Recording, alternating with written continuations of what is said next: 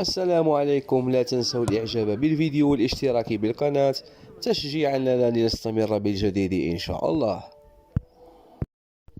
ريال مدريد يعرب عن تقديره لأوزيل بعد اعتزاله.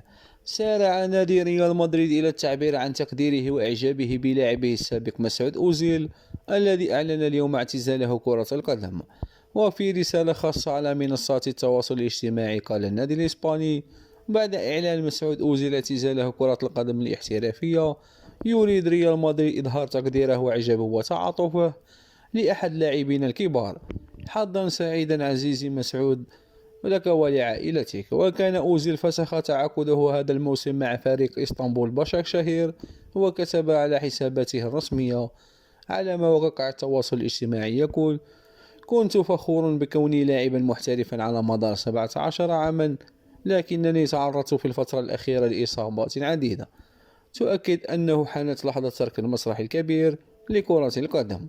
وأحرز أوزيل كأس العالم مع منتخب ألمانيا في عام 2014.